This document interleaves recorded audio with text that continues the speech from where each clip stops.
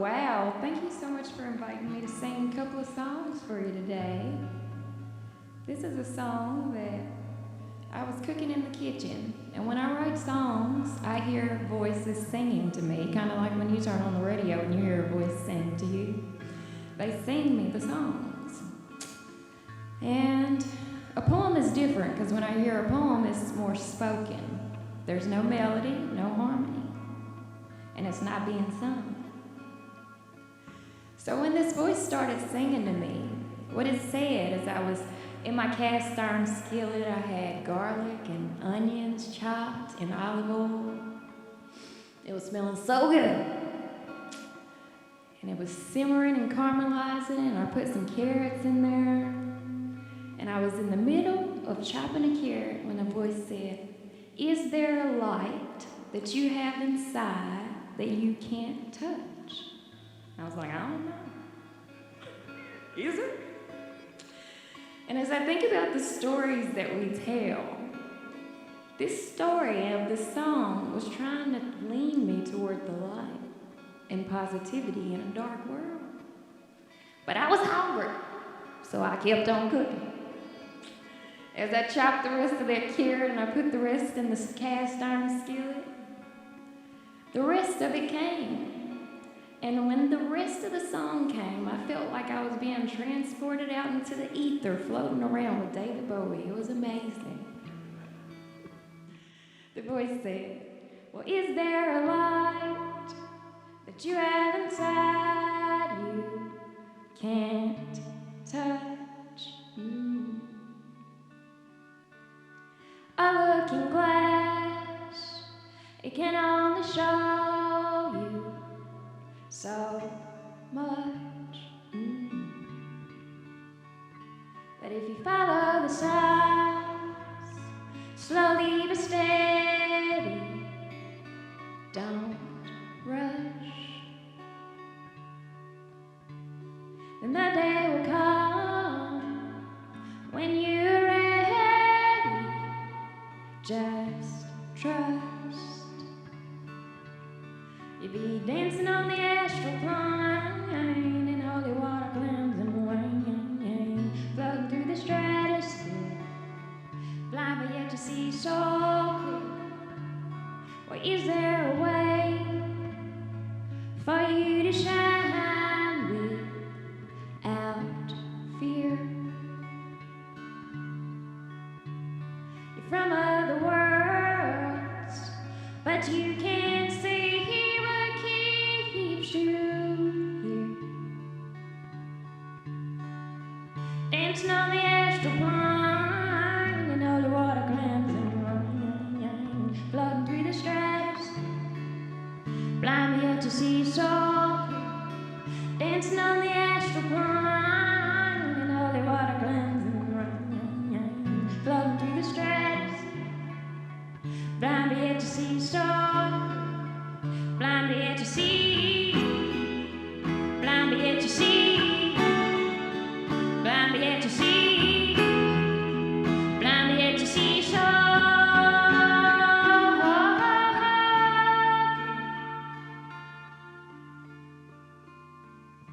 Well, is there a way for you to give it your all and your all and your all?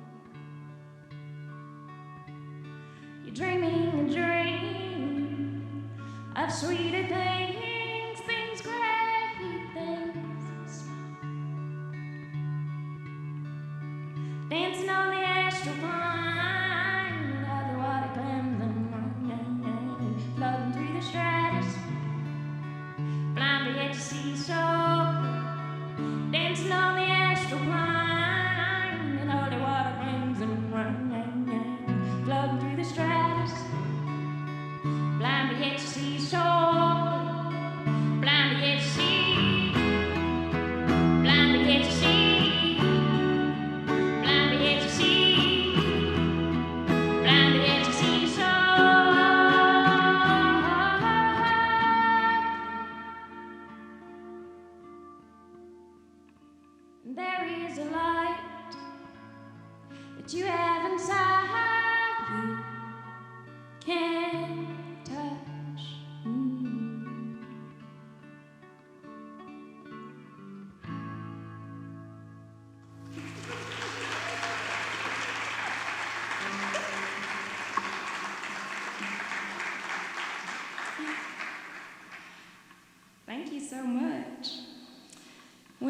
about the light that we have inside that we can touch. I think about all the souls that have been called to come to planet Earth, and how every single person, even your favorite pet or your favorite tree or plant, has a spirit and a light. And we came to shine and share it, but sometimes we get dimmed down. Something can weigh heavy on us. Hear about something in the news or any old kinds of way. So how we alchemically shift that energy is something that from the African American tradition of studying the blues, I learned that my people might be Zen masters. I'm gonna play you a blues song from an old Texas blues guy. His name was Lightning Hopkins. It's called The Life I Used to Live.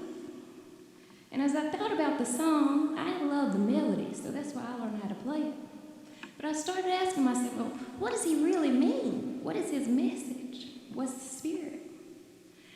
And I did a TED Talk talking about joy and reclaiming joy, and this narrative of our past being heavy and weighing with slavery, and how we have the potential every day to claim a new story and write a new narrative. I think that's what he meant when he said he was going to change his way of living. Here's a song.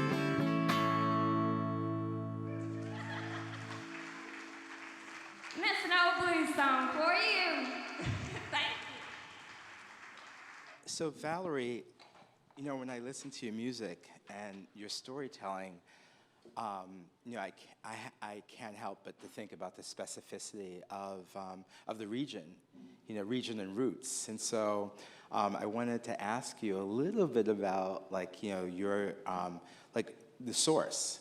And we have some photographs that we're going to show of you and your family. And so this is, tell us who this is. So it's Gran and Granddad and little me. I was the flower girl at the wedding. It was my aunt's wedding. Where? And we were in Louisville, Kentucky. My family's from the Tennessee-Kentucky line. My father's from Union City, which is near that line, and my mother, South Fulton, Kentucky, Tennessee. The train track goes through the town, and it divides the states. Wow. Let's go to the next photograph. Mm-hmm.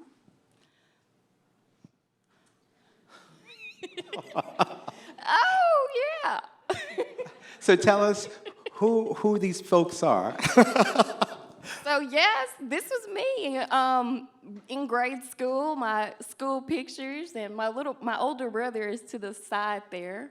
There are 5 kids in my family, but the others hadn't come along just yet. So that was around the time where we were the 2. Did you know that you were a storyteller at that time?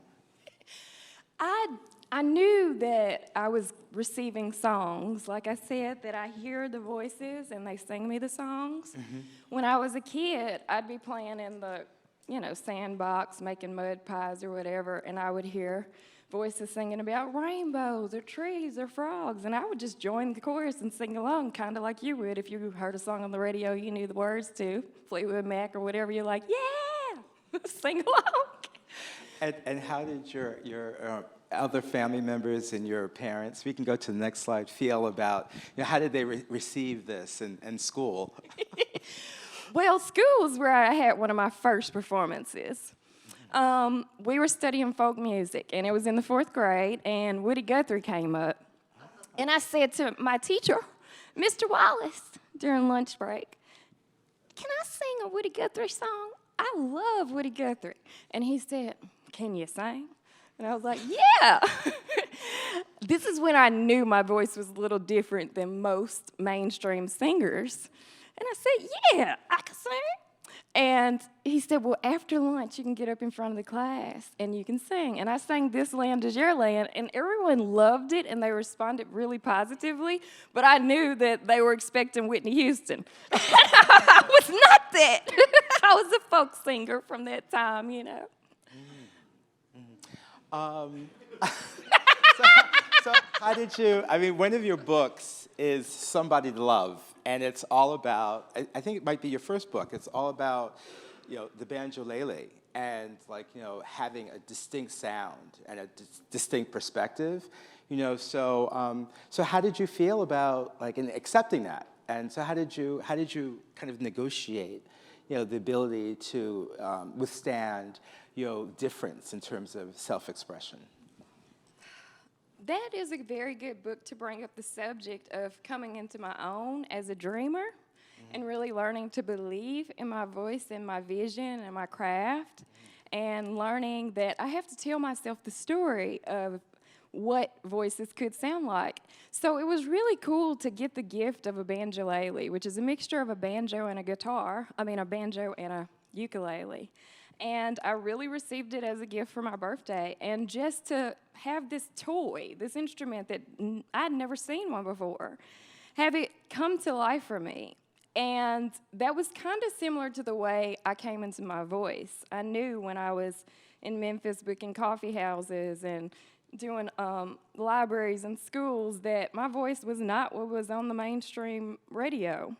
And it was in Memphis where I started to meet other musicians who introduced me to blues players besides B.B. King. I learned about Ma Rainey there. I learned about Lightning Hopkins. I learned about Bessie Smith and these singers that have voices long before the radio that were very different. And so learning about the history of African American music was really one of the starts to me embracing my own voice, and that it didn't have to sound like Aretha or Beyonce to have a message, and that's what the book's about. Wow. I love that. I love that story. Your second book, I think, is Maps of the Modern World. It's a book of poetry, and it kind of roadmaps. And so we're presently dealing with a lot of trauma when we turn on the news. And so I wanted to ask you a little bit about like how you navigate like consuming news and maintaining your voice and your perspective. And we talked in the green room about morning practice. And could you just talk a little bit about how you navigate life? Certainly, like when I take on things like what's happening in Israel, and I just wake up and that's the news for the day. Yesterday, for example, I was very uneasy all day, and I don't know really why. And I thought about it. I was like, well, as soon as I read that news, I started to feel sadness. And I started to think about the children and the elderly and innocent people, and being in Ireland this year and really being on the ground learning about the troubles, not just seeing it on the news, but going and touring and through the neighborhoods and learning about the troubles and how similar they were to the struggle that we face as African Americans here. I've always looked at it now globally and spiritually as we have to make these shifts in our everyday present moment breath of choosing positivity, beauty, and light, no matter what kind of darkness is going on in the world. And so I wake up grumpy, and I wake up depressed and heavy, and I have to do these practices, anything from breath work to dance to doing yoga, writing in my journals, these practices that shift my energy out, watering my plants, observing the trees that are in my neighborhood and how they might be changing, smiling at a stranger and having them grump me back. Or like, what's up with that kooky weirdo? So these are things that shift my energy. And I have to believe that as I shift my energy in these little mini mindful moments, that it gets paid forward. And that stranger who saw the grumpy side, and was being grumpy, that the next person, when they smile, they're a little bit easier to let themselves be like, it's okay, I can smile back. Yeah, thinking about this communal form of storytelling, which is also an area that I do engaged in for a long time, and also the fact that we're here at a conference focusing on journalism, and the field has changed so much. It's not a top-down or a main entity broadcasting. It's constantly give and take, but at the same time, there's so few mechanisms for communities to tell their stories. And I was thinking about your new book, Light Beams, which you offer, as this book, but it's filled with blank lines for us to tell our stories as we engage with the book. Could you talk about the idea, how the idea emerged, and what you hope people will find in that process? Well, with Maps for the Modern World, the goal of that book was not that I had a map and I was going to tell people how to be. It was that you ignite the inner light inside of you and get still enough to hear the guidance that reminds you that you were called here to be a light. And Light Beams is the next step further. It is full of blank pages, as you said, so it calls the reader to open up and put into action, put down on paper ideas, dreams, hopes, and wishes for a more harmonious earth.